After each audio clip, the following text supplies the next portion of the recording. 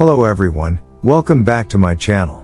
Today's video is about the reincarnation of Dorothy Eady, who is the ancient Egyptian priestess who had reborn. But before we get into today's video, to those who are new to this channel, please feel free to click on the subscribe button and hit the notification bell so that you would be notified about the latest updates. So without any delay, let's get right into the video.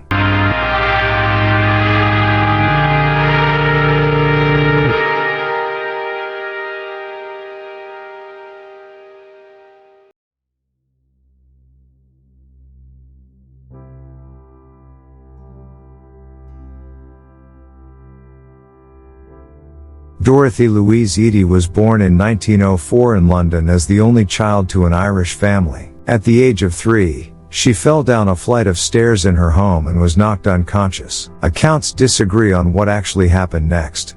Some say she was pronounced dead before suddenly reviving. Others claim she merely suffered a rare brain injury of some sort, such as foreign accent syndrome. Whatever the case, the spill forever altered her.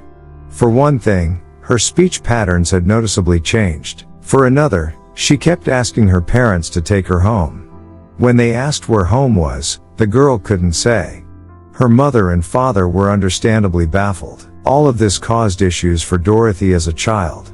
Her Sunday school teacher even unfairly requested that her parents keep her away from class, because of her strange ideas and how she compared Christianity with the heathen ancient Egyptian religion. Moreover, she was expelled from a Dulwich girls' school when she refused to sing a hymn that called on God to curse the swart Egyptians. Her regular visits to Catholic Mass, which she seemed to identify with because it reminded her of the old religion, came to an end after an interrogation and visit with her parents by a priest. At one point she was on a visit to the British Museum, where she saw a photograph in the New Kingdom Temple exhibits room, after which she cried, "There is my home. But where are the trees? Where are the gardens?" The photograph was of a temple of Seti I, the father of Ramesses the Great. She finally felt like she was where she belonged as she ran around the halls amongst her peoples and kissed the statue's feet. After this trip, she took every opportunity to visit the British Museum rooms until she eventually met E.A. Wallace Budge, who encouraged her to pursue the study of hieroglyphs.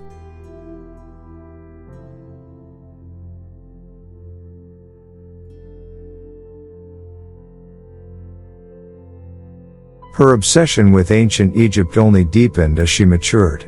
At 14, she began to describe her sexual relationship with Seti I, claiming to have been his lover in her previous life. She even described visions of nighttime visitations in which his mummy came to her bedside and tore away her nightdress. Yet rather than being terrified by these nocturnal hallucinations, the girl was deeply obsessed with them. At their wits' end, Dorothy's parents committed her to one sanatorium after another. Nothing worked. She simply refused to let go of her beliefs. At 16, she finally dropped out of school for good, but her education was hardly at an end. She now took up part-time studies at an art school in Plymouth, where her father was operating an early movie theater. It was here that she had the opportunity to play Isis on the stage, a role for which she felt a keen affinity. During this period, Dorothy worked out the details of her previous life.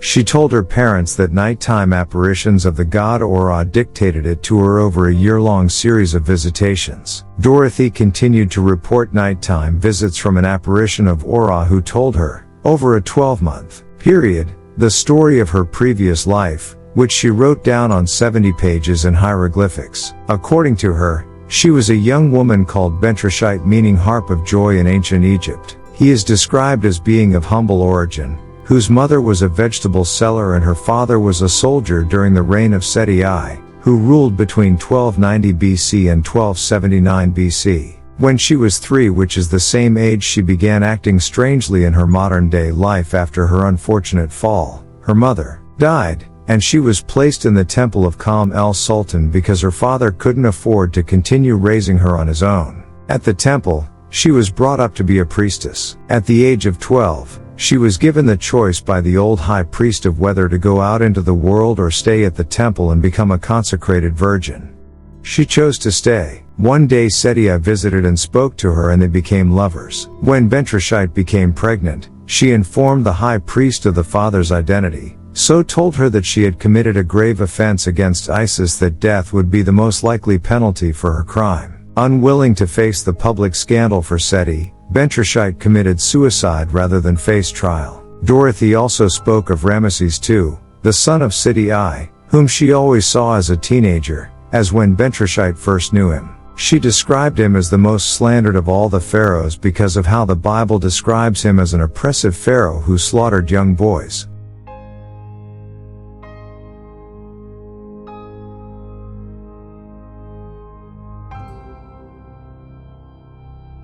At the age of 27, she began writing articles and drawing cartoons. Egyptian Public Relations magazine that reflected her political support for an independent Egypt. Then, she met her future husband Amon Abdul Magid, who was an Egyptian student at the time, and she continued to send him letters even after he returned home to Egypt. In 1931, she finally decided to move to Egypt when Imam Abdul Magid, who had become an English teacher, asked her to marry him. As soon as she arrived in the country, she kissed the ground and announced she had come home to stay. Now residing in Cairo with her husband's family, Dorothy was given the nickname Bulbul, Nightingale. The couple named their city, which is why she was given her popular name City, translates to Mother of City. Things were hardly any easier for her in Cairo, though.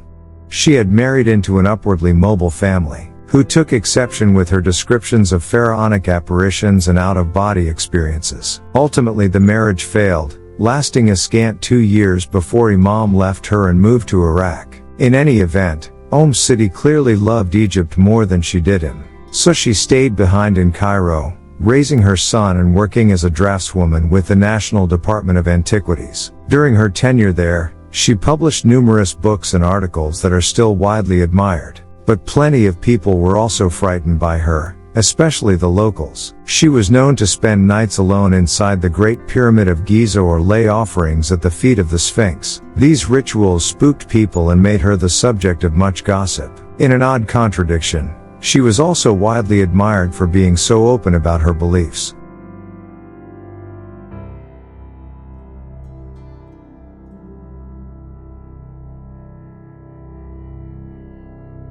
In her 50s, City was suddenly given the opportunity to work alongside excavators in Abydos. Naturally, she sprang at the offer. Abydos was the site where Seti I and Bentisht had become lovers, after all, the very place she had pointed out as a girl of 4 in the British Museum. In Abydos, she proved to be of invaluable aid to researchers. Among other accomplishments, she helped them locate the ruins of the garden she had so long ago described. Even more uncanny was the exchange she had with the chief inspector from Egypt's Antiquities Department, who took her to Seti's temple and tested her claims. Standing there in total darkness, he described a series of wall paintings to her. After each description, he would ask her to walk in the direction of that particular mural. She did so without erring once. The inspector was naturally astonished. The locations of these paintings had never been published. Spending the rest of her days in Abydos, City offered invaluable assistance to the researchers and excavators who frequently came through. She primarily chose to remain there, however, because she said the place brought her a sense of peace. She believed herself to be atoning for the sins of Bentisht.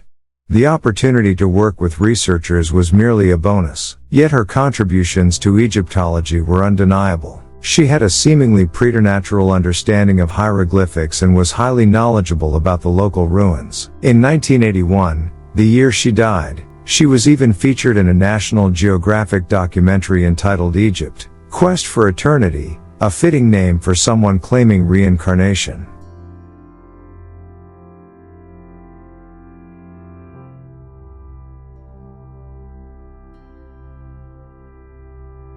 For all her contributions to Egyptology, including countless essays on ancient folk practices, the locals were still fearful of City. She went to her death at age 77 aware that no Christian or Muslim cemeteries would accept her. With that in mind, she began constructing her own tomb right in her back garden. Naturally, she wanted an underground chamber with a concrete slab. Yet at the last minute health officials intervened, insisting she be given a proper burial. A local Coptic cemetery finally relented, allowing her an unwanted plot out in the arid desert. But no marker was to be placed above her grave. A pile of stones would have to do. Her anonymous burial marked an unceremonious end to a most unusual life. To this day, some 40 years later, efforts to disprove her claims are still underway. Okay guys, that is all for today's video. Hope you all enjoyed the video.